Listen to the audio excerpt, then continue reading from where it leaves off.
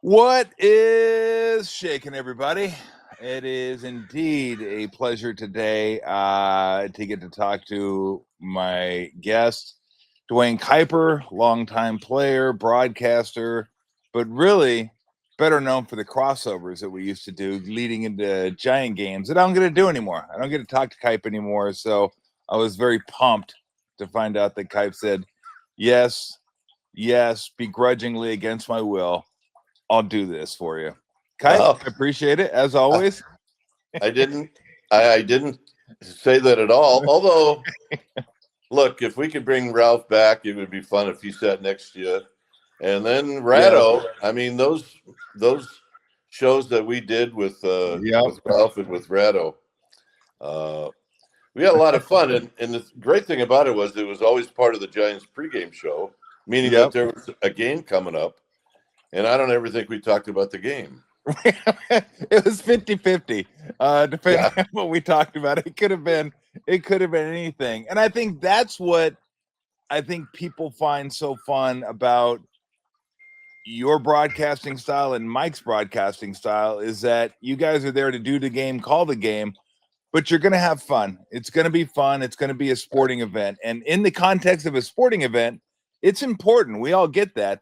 But in the context of life, it's just, hey, let's go out there and play a game and have a lot of fun.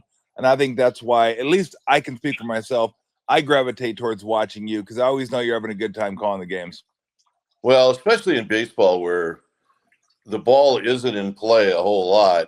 So that means there's a lot of airtime that, you don't have to fill it, but it's not a bad idea to certainly try to fill it as much as you can. And I've always said, look, and I know what makes Mike laugh, and he knows what makes me laugh.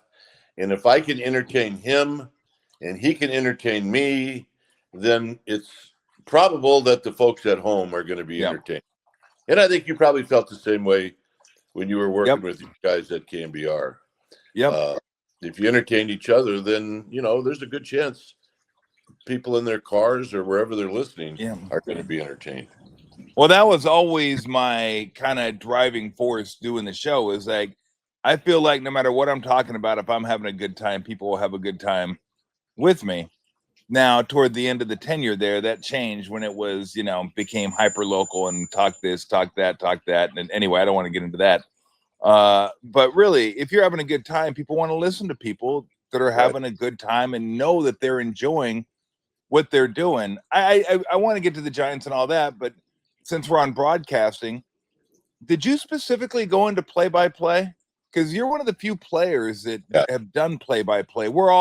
I've done it. We're all analysts. None of us are play-by-play. In fact, you and Garagiola, I think, and even Gannon, the guy for ABC that played for NC State, is a play-by-play guy, but not a lot of players out there.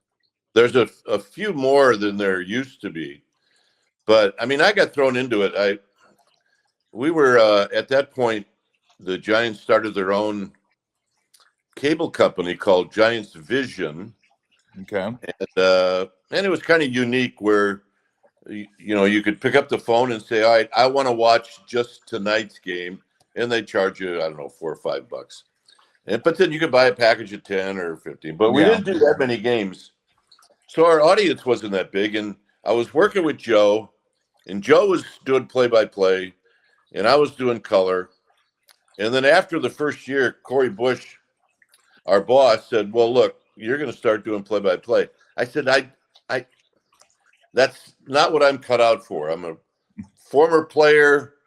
I'll analyze. I don't want to do play-by-play. He says, well, you're going to do it. Otherwise, you're going home. So I was really lucky that when I started doing play-by-play, our audience wasn't really big. And there wasn't a thing called the internet where people could just rag on you for not being very good. Yeah. And so it gave me time to develop a certain style.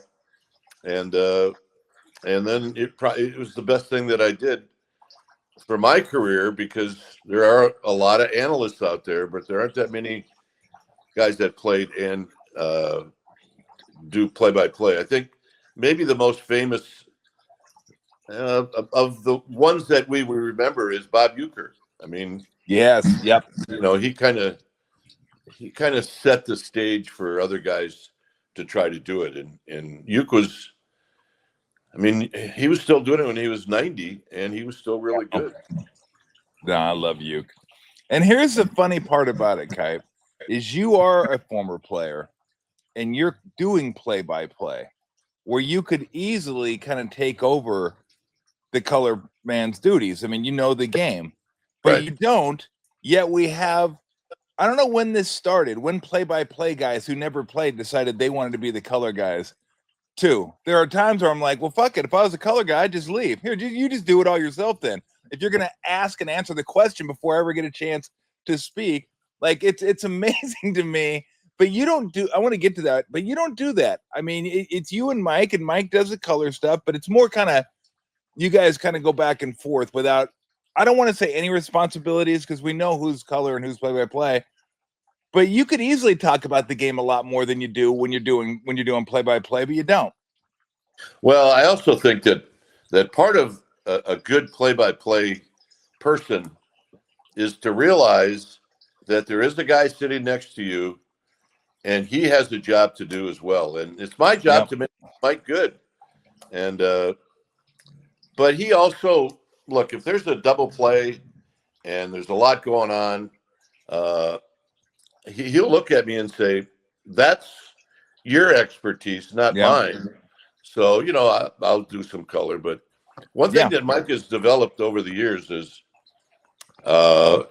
being able to break down hitters and their stances and pitches they're looking for and what they do.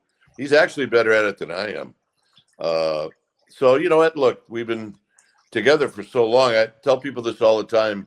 We could win the newlywed game. Not a problem.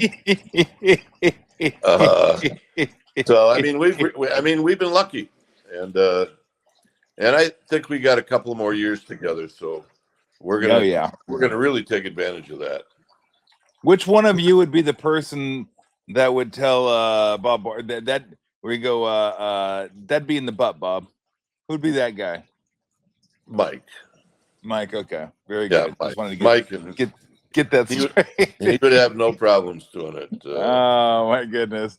All right, let me ask you about the Giants' new manager. Now it's not official. Giants haven't announced this, but according to reports by, I guess Jeff Passon's one of the sources. There's a bunch of sources out there that are legitimate sources. Tommy Vitello, I guess his name is, out of the University of Tennessee. Without getting into specifics, because we're not sure, I'm assuming he's going to be the manager, but we don't know for sure. What are those challenges going to be going from college to a big league clubhouse? Or Tony Vitello. See, Kuip, I didn't even know his fucking name. I screwed it up. I mean, Tommy's a better name than Tony. Everybody is probably going to have a pretty good idea who this guy is and how you pronounce his name and what he's all about. But I think the first thing, and it would be like this in basketball or football or any of the pro sports, is the younger guys, this doesn't affect them at all. Yeah. But the older guys, you're going to have to win them over. And it's kind of tricky. I mean, if you start get into spring training and you start running high school Harry drills and, college stuff, these veteran guys are going to go, no, that's not how we do things around here. So he's going to have to win the veteran guys over. I've been told that he's super, super competitive, but he's also got a really keen personality that could probably win those guys over when he gets the opportunity.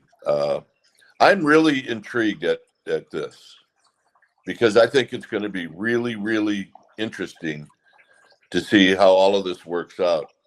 But if you want change, then Buster has done that for you if this is the guy. Now you got to change, and now we'll see how it all works out. Yeah. What do you think went wrong with Melvin? Because I don't think Melvin's lost his ability to manage baseball. Melvin's a really smart guy who's had a lot of success in this league for whatever reason. And sometimes it's what a manager does. Sometimes it's just, hey, Kuip, I don't know if you're like me. but everybody wanted me and still does. Get on the coach more, get on the GM more, sign this guy. Why didn't they do this? Why didn't he play this? Why is the rotation? How about this pitching change? And I'm more of the, hey, fucking players got to do the job. I mean, they're the ones that are playing. They're the ones that I blame and give credit to more than the manager or the coaches. I don't know how you see it, but I don't know what Melvin did or didn't do other than the fact that it just didn't quite work last year and the pitching wasn't as good, or maybe they didn't have as much depth that they thought they were going to have. Yeah, one of the things that hurt Bob Melvin, it really hurt the whole season, was when they hit that stretch where they lost 12 out of 14 at home. Yep. And it also just happened to be right before the trading deadline. And it really forced Buster to do something. I mean, if they'd have won a few games, I don't think he would have made any of those trades. I mean, he had Devers by then, which, is going to prove to be one of the great deals, in this franchise history. But it's not that I don't think Bob did anything wrong. I just think, he couldn't go up there with a bat and start knocking in runs when they were losing those home games. And they were all 1-0, 2-1, very, very boring games when you've got a sellout crowd for almost all of them. And I think after a while, the powers that be say, look, maybe we just need a different voice. And maybe that voice has to sound a little bit different. Maybe there's got to be a little bit more enthusiasm.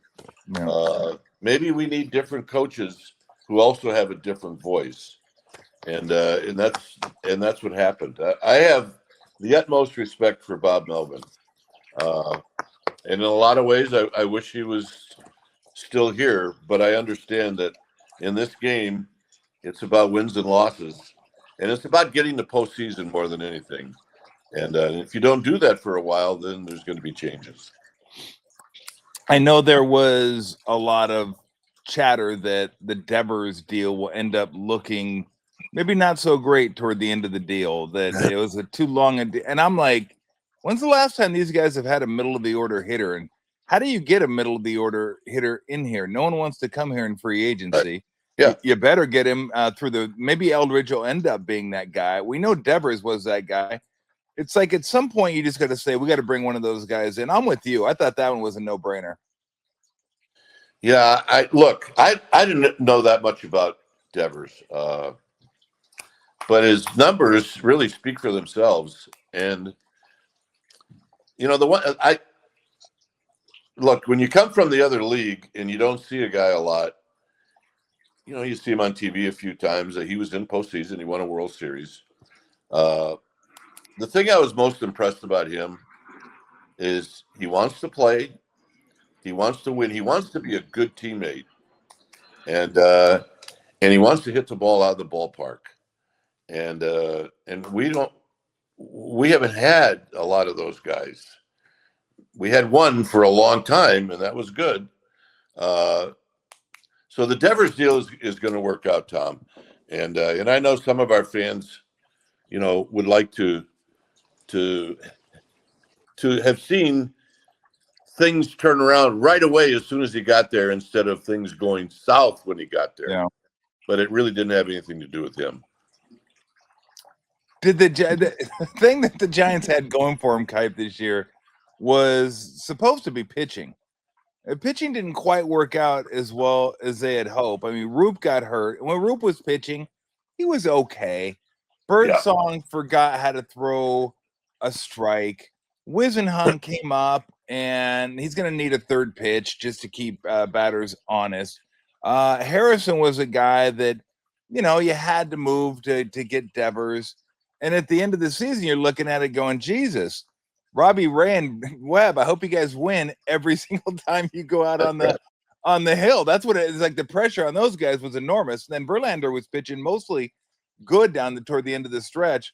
Where are you at with the pitching going forward? Because what looked to be a strength is now maybe a question mark moving forward. Yeah, they probably need to get two starters. And I think you can go out and sign a free agent, and I think you can trade for one, and I think they'll probably try to pick up 2. And look, the bullpen. I looked at the home opener, and I took out my old scorecard because I wanted to see what the Mariners lineup looked like then compared to now. Mm-hmm. But the one thing I noticed was the home opener, I think, went 11 innings, and it was 11-10. The Giants won. They used 8 pitchers, and 6 of the 8 were not available or on the roster at the end of the season. So that's how much the bullpen changed. And look, you can make an argument that if Buster doesn't make those deals at the trading deadline, that they may have made the playoffs because of Rogers' ability, Duvall's ability, although he could be a little bit weird. Yeah. And those 2 guys probably would have stabilized that bullpen enough to win 3 more games. I'm glad Buster did what he did because that needed to happen. Yeah. So it's not just the starting pitching. They need to shore up that bullpen. You're not going to have Rodriguez, but Miller will be back. And I don't, I don't know about our closer, Walker. I don't. I don't either. I liked him a couple of like 2 years ago, or not this past year, but the year before. I was like, okay, this guy. I don't know. I mean, with you never can tell with relievers. That's why I tell people when you talk about the core 4 the Giants had for all those World Series, you don't know how lucky the Giants had it when you had 4 guys that can go in there and 5 if you want to throw in Brian Wilson. You don't even have to worry about them. You just throw them in there and they just do their job and you're good to go. Bullpens don't generally work that way. Duvall was supposed to be the closer of the future here.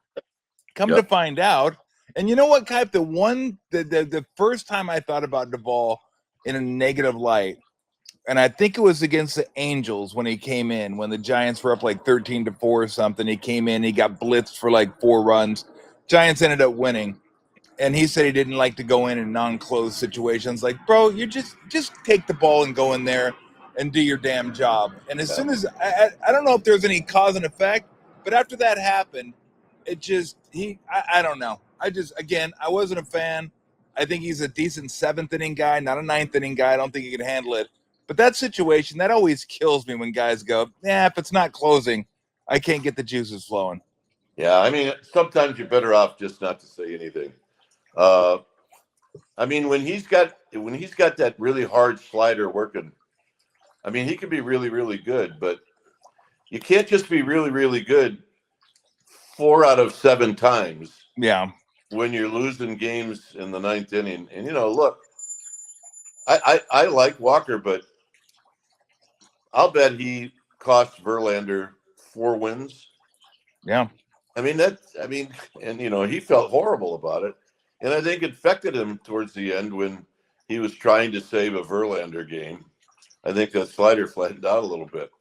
But the bottom line is yes, if you can find a closer in your organization, that's great. If not, you got to go out and you got to get somebody because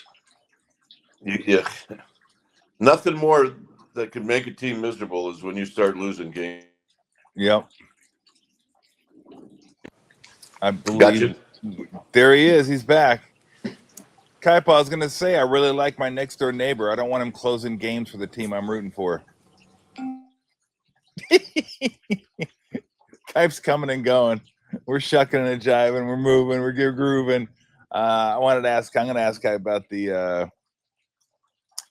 the Giants rotation, or not the rotation, but the lineup, because I really believe that the best version of this lineup is when Jung-Hoo Lee is leading off, and I'm curious to see if he'll feel the same way.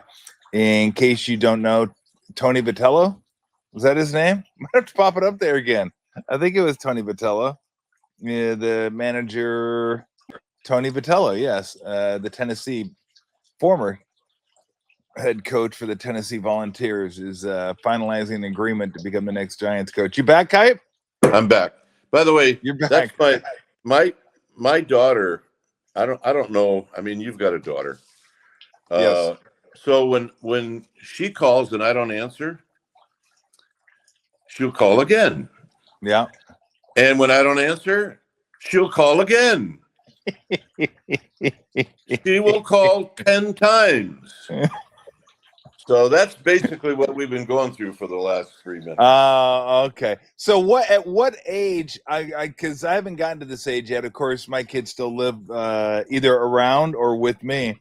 At what age do you get to where they feel like it's a wellness check? Like they just got to make sure everything's okay. And if you don't answer, even if you're going to the restroom or out back watering, if you don't answer, oh my God, catastrophe. She's a great daughter. None of this is a wellness check. This is are you going to go to the store? By the way, are you going to the drugstore? We need this. We need. Look, she just had a baby, so I'm willing to do anything I can. But she's, girls are girls, man. I love them. Yep. Anyway, congratulations on being a grandpa. Yeah, I'm guessing again. This will be number 3. We finally have a penis in the family. Do you? Yeah, it's great. Congratulations. Well done. Yeah. There you go. I'll salute to that. And I guess he will too. I think he has a couple of times. I'm sure. What's his name? Jamie. Nice. Very, very nice. Yeah. Hopefully he throws harder than Jamie Moyer. Yeah, we'll be taking. We've had a couple of rounds of batting practice. He hasn't got it down yet, but good deal. Well, it sounds like the way we're talking, he's already having batting practice. Yeah. Let me ask you about the lineup. Would you agree with this? Because I've been saying this, that I think the Giants' best version of the lineup is if Jung-Hoo Lee can be the leadoff hitter and Ramos can move down the order a little bit. Would you agree with that? I would. And I think Jung-Hoo Lee is towards the end started to figure it out. I mean, look, the year before he signed with the Giants, he played about 30 games because he was hurt. Then he plays about 30 games with the Giants and he gets hurt. So he hasn't played a lot. Yeah. And I think he started to wear down and Bob started to give him more days off. And but it looked like he was starting to figure that hitting the ball the other way is sometimes a good thing. Grounding out to second is not. No. And he started to go the other way a little bit. So I think he's going to be fine. But I agree with you. If you can lead him off and hit Ramos down the lineup, now you've extended the lineup a little bit more where, you're not so weak at the bottom.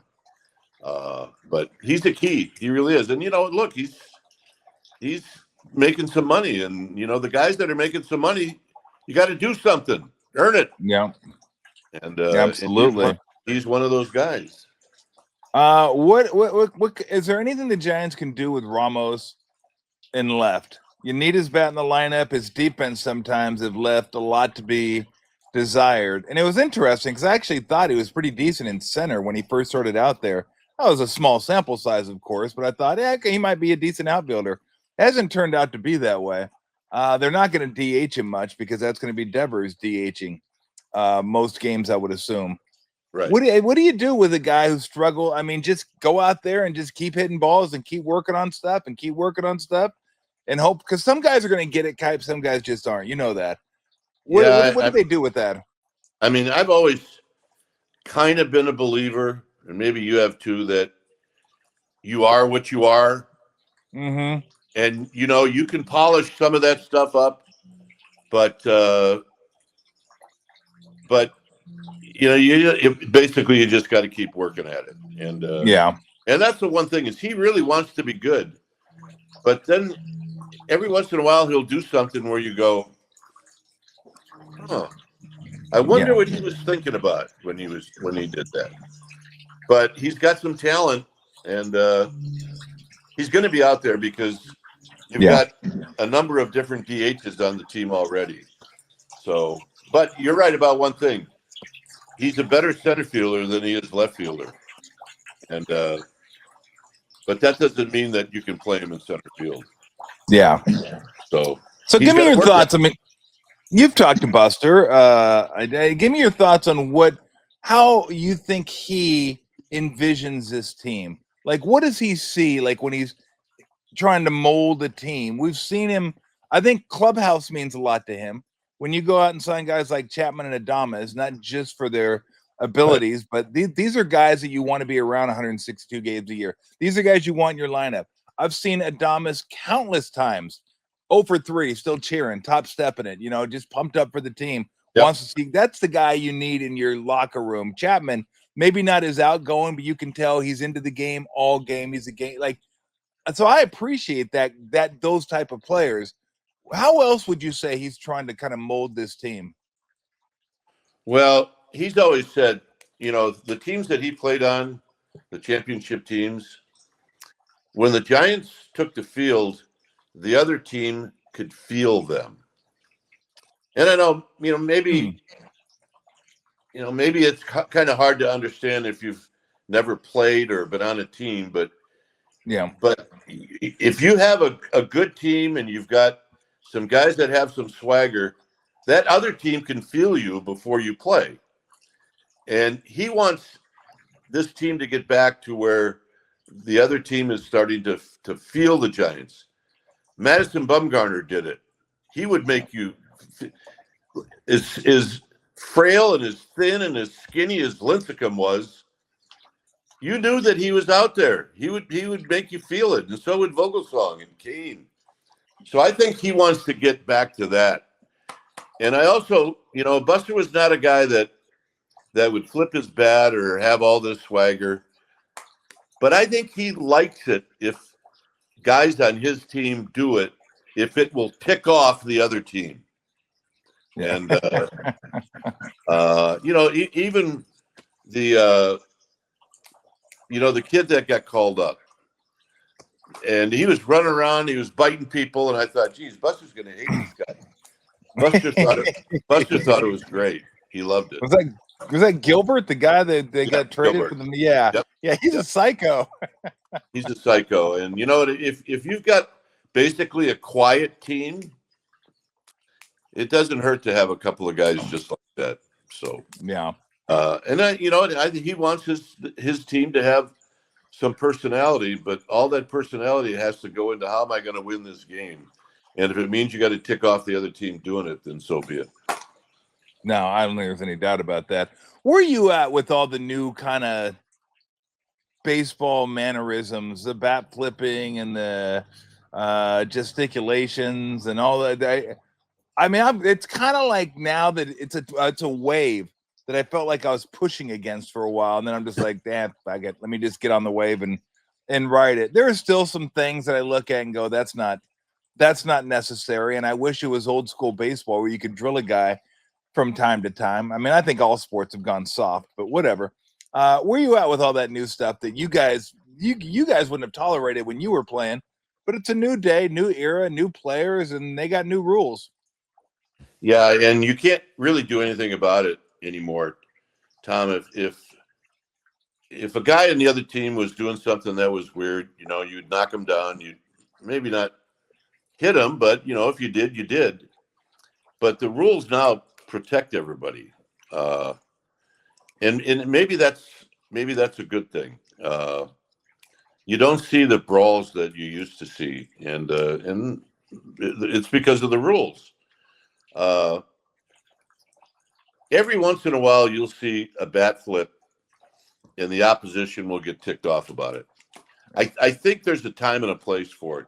If it's a big home run in a big spot to win a game, I think it's fine. If it's in the first inning, and really not a whole lot's going on, then it's like, well, come on, act like you've done it before.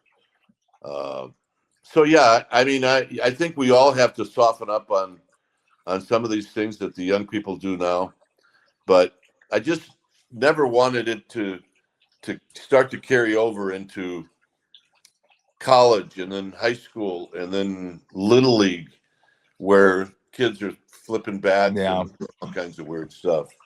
But But I think it's probably gotten to that now, and us old guys are just going to have to wear it. Yeah. Don't you miss a good base brawl? I miss those. I'm glad they're on YouTube, but I could use one every now and again. I just don't get them anymore. Yeah, they were. I mean, there was. I mean, what was the best one you were in? Well, the best one I was in was in college when we played, of all teams, of course, SC. It was a Fullerton tournament, and I don't know if you remember your college days. There's a lot of testosterone in guys. Oh yeah, and when they come out of high school, they're the biggest deal coming out of their high school. So anyway, that fight went on for a long time. But the best one I was involved in was John Denny and Reggie Jackson. And Denny had knocked down Reggie Jackson. And Reggie, I think, struck out, and Denny said something to him. And the next time up, Jackson hit a home run. And Denny tried to follow him to every base. And he realized he couldn't do it. So he just stood at home plate and he waited. And then everybody went to. I dove to make it look good. I dove to the bottom of the pile. What? And I was fine. You're like Jeff Van Gundy. Just boom, right to the bottom, and everybody basically left me alone down there. So it looked good. Hey, you gotta. And I know you've been involved in basketball. Yeah, but you always got to worry about the guys on the outer edges, because head on a swivel. Some of these guys, man, they don't care, and they'll clock you whether you're looking at them or not, and you just got to be careful. Head on a swivel. Yep. So, do you like today's game, or would you rather go back to players policing themselves? Is it a better game when players police themselves? I think it is. Because you're always aware that someone is watching you, and you need to try very hard to do the right thing. And if you don't, then either your teammate or your manager or somebody's going to tell you. And certainly if you tick off the other team, it's going to happen. They're going to wear you out. I knocked down Bobby Grich one day in between first and second, and I didn't mean to hurt him, but when you try to push somebody like this, sometimes you miss a little bit, and my elbow hit him right in the chest, and it really hurt him. I mean, he went down and blah blah blah blah blah. And so I got into the clubhouse after the game, and the clubhouse guy said, "Hey, you got a phone call? No cell phones." So I picked up the phone, and it was Bobby Grich. And he said, "Look," he said, "I get it, but we're going to play against each other for another 5 or 6 years. And I will get your ass at some point, and I'm going to get it good." So from that point on, every time he got on first base, I knew what was coming. And he almost got me really, really bad one time. But I never thought that he evened the score. And to this day, if I know Bobby Grich is in the same town I'm in, my head is on a swivel. Guys don't forget, Tom. They don't. They really don't. You don't forget. And I know he didn't forget, and I didn't forget. So. That's so funny. He's gonna sneak up behind you one of these days and still get your ass. I know. He was in Arizona one year when we both were retired, and he showed up at a party that I was at, and I thought, "I'll be a son of a bitch. Is that Bobby Grich?" It is, and I went out the back door because I don't want anything going on. Because he was tougher. He was tougher. I love Bobby Grich. Yeah, he was a great dude. Great mustache. So I've been saying this for a little bit. I think we're when you played, you had to watch the game, right? You had to watch. You knew what the pitcher was throwing. You could tell by the guy the way he was batting. He's going to pull it. He's going to go to the opposite field, double play, speed at first base, How much time do I have? All this kind of stuff. Now I think we're taking all that away from the players by handing them these stupid little cards and telling them where to play and how to stand and what their posture should be and just everything. I mean, I think instinctual baseball, sometimes I think for the most part you have it or you don't. You can learn a little bit, maybe not, but it's not. But I do think the more you watch the game, the more you're on the top step, the more you have to think for yourselves, the more you cultivate those skills. I just hate the fact, Kite, that in all sports, we're like teaching players. We're not teaching them. We're just telling them how to swing, where to stand, where to be. Well, we got you. All you got to do is catch the ball and throw the ball. And I don't know, that's always going to bother me, I think, because sometimes I just want the players to go play and figure it out for themselves and learn through trial and error. Yeah. Mike and I did a pregame show this year where I asked him about 5 guys that he faced 30 years ago and how he would pitch them. And he asked me about 5 pitchers that I would face that I knew how they were going to pitch me and how to play different guys. Like, where did I play Bobby Grich? Did I play him straight away? And we weren't stumped over any of them. I mean, we could throw out an obscure name, a guy that only played a year in the big leagues, and you remember how to play that guy. But you know, that was just part of it. If you didn't know how to do it, then you know, you had a manager that would say, "Look, what are you doing? Why are you playing that guy over there?" You know. Yeah. So you had to figure it out because, in all likelihood, there weren't coaches that were going to watch to see where you were on the infield. It really is pretty amazing the amount of information that ball players have now, and maybe there's too much, but it does kind of rattle me a little bit when I see guys, you know, take their hat off and look to see, you know, okay, here's Tolbert coming up. All right, here's how I play him. Well, you should know how to play Tom Tolbert, unless you've never ever played against him before. Then I get it. But up until then, if you've played against a guy for a while, keep the thing in your hat. All right, let me give you 2 guys, how you'd face them and how you'd play them. George Brett. Well, Brett was the guy that was so good that he hit the ball all over the place. So I played Brett straight away, but I also played him maybe a step in on turf because he had a way of banging that ball where it would bounce. And you know, he wasn't known as a fast guy, but he could run a little bit. So I used to try to take that hit away from him, and but basically play him away or play him straight up because he could do everything. Yep. Brett Saberhagen. I never faced him. Okay. Nolan Ryan. Well, I mean, of course, in my career, the guy that I had most at bats off of in my career was him. Was it really? Yeah, and I think I had 60 at bats against him. I did all right. I think I hit 250, but okay. But if his fastball started right around the belt, you could not swing at it because the best thing you could do was foul it off. So if he had if it was fastball down around the knees, you had a chance to be able to put it in play. But what people didn't realize about Ryan is his curveball was so good. It was so quick and it had such a fast break that it was one of those breaking balls that you thought you could hear it when it was coming past you, when it was going like this. I just tried to make contact with him. And I was told ahead of time, don't try to bunt on him, otherwise he'll kill you. Yeah, I've heard that before too. The bunt, if you're gonna bunt, you better retire after the bunt. Yeah, make it your last at bat in the big leagues.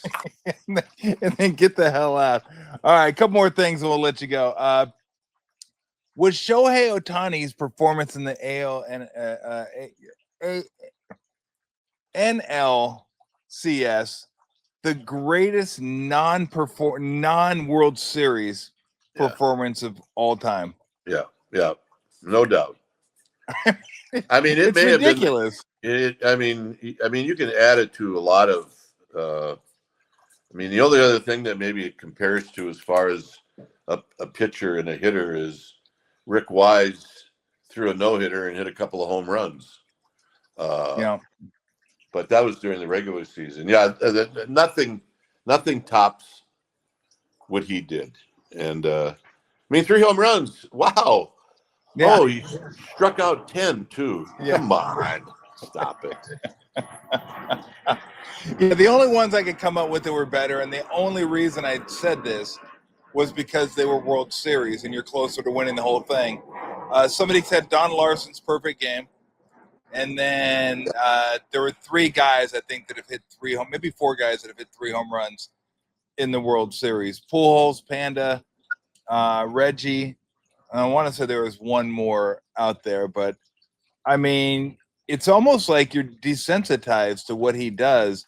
And every so often he'll remind you what you're watching just isn't, it's not real. We've never seen this before. I don't know when we'll see it again, Kai. Well, the only way one of the Giants could have topped it is if Bumgarner would have hit a home run in that Game 7. Yes. Then maybe he could be in that conversation. Yeah. But it's hard for me not to think of that guy when anybody talks about unbelievable World Series performances. But Ohtani's is tough to beat. Yeah. How you looking at the World Series? I mean, I know the whole Bay Area is rooting for the Blue Jays. I was rooting for the Brewers. I had the Brewers to win the World Series, Skype. Didn't quite work out for me. When you score 1 run a game, your chances get cut down. Come to find out, get cut down considerably. So now it's the Blue Jays and the Dodgers. How do you see this one kind of shaking out? You know what? I think it's actually a pretty good matchup. But the one thing though is, look, Milwaukee beat the Brewers in every. You know, they were 6-0 against the Dodgers during the regular season, but that was not the same Dodger team. If you remember, what the Dodgers did is they held back Glasnow, they held out Black Snell, they held out Ohtani, and they threw out a bunch of minor league and guys that were still pretty good. Derek May, blah blah blah. Yeah. And all they did was say, all right, well, we're gonna just get ready for the playoffs. And son of a gun, if all those guys didn't get healthy around August, and now the Brewers are facing a pitching staff that is really, really, really good. And that's what really they ran into it. And that's what the Blue Jays are going to have to deal with. The Blue Jays have got a good offense. I mean, overall, they're a really talented team. But that Dodgers pitching staff, my goodness, it's at least they're starters. Yeah.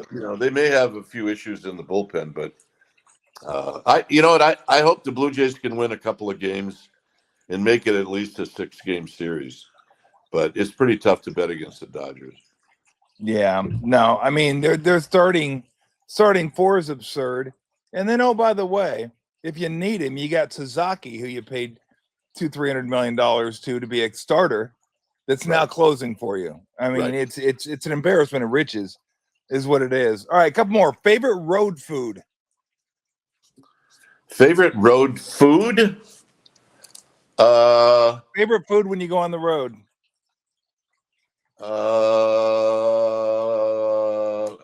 Probably when Mike takes me to Philadelphia for one of their cheesesteaks. You know who got me the best cheesesteak in Philly? Kevin Franzen.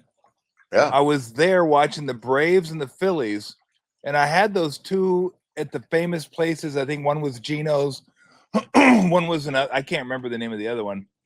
He goes, dude, the best cheesesteak in Philly is in the Phillies clubhouse. I'm like, well, that's great. Do I just go down and order? How do I'm sure he brought one out for you. He did. He had one of the ball boys bring up 3 of them for me and my buddies that were on our sports trip. We were just sitting there, and he goes, Mr. Tolbert, he goes, here you go. Gave me a cheesesteaks. I gave him a couple 20s, and he was on his, and he was right. Those Philadelphia Philly cheesesteaks are, oh my God. Yeah, they're good. They got a few calories, but that's fine. Who cares? Whatever. I was on vacation. I didn't care at that at that point. Okay, best road broadcasting booth. Best road broadcasting booth. Seattle's really good. Arizona is fantastic. I haven't been to Minnesota. Obviously, ours is spectacular. Yes. But I really like Seattle's. I do. All right. Worst road broadcasting. Well, they're the old ones. Like Wrigley Field's terrible. Is it? We had a opening week. We were in Chicago, and in Wrigley Field, they had closed the windows the whole winter, and they had an infestation of spiders on the ceiling. So throughout the whole game, they're dropping. And now I'm doing 3 innings alone because I'm switching over with Dave, and I know they're dropping all around. And I got one that drops right down behind my shirt.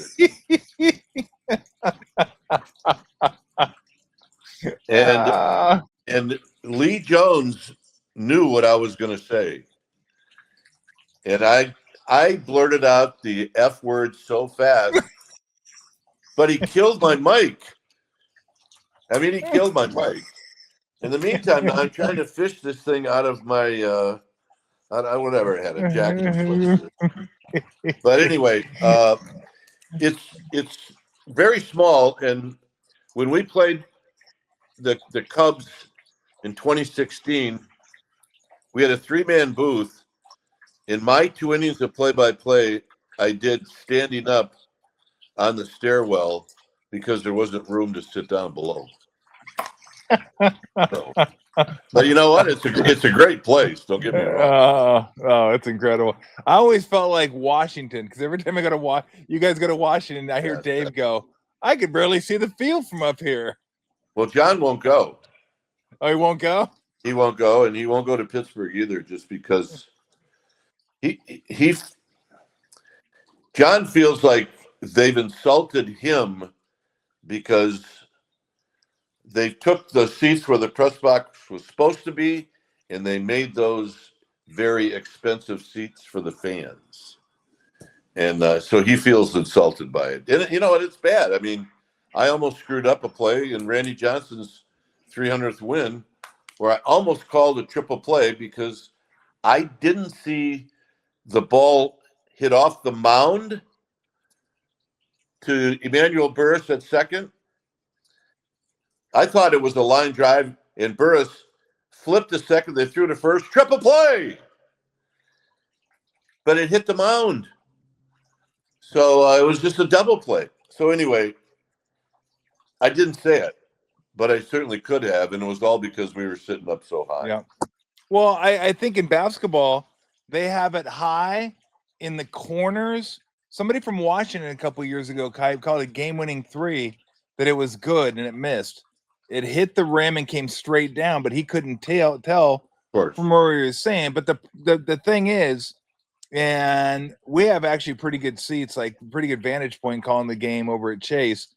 But some of the places you go to, Denver, you're sitting amongst the fans on concrete seats. It's like people are spilling beer on you as you're calling the game. But owners don't care. They think like, okay, we don't care about the radio. We don't really care about the TV all that much. But national television, we got to give them priority. But we're going to try to get as much money as possible out of these good locations.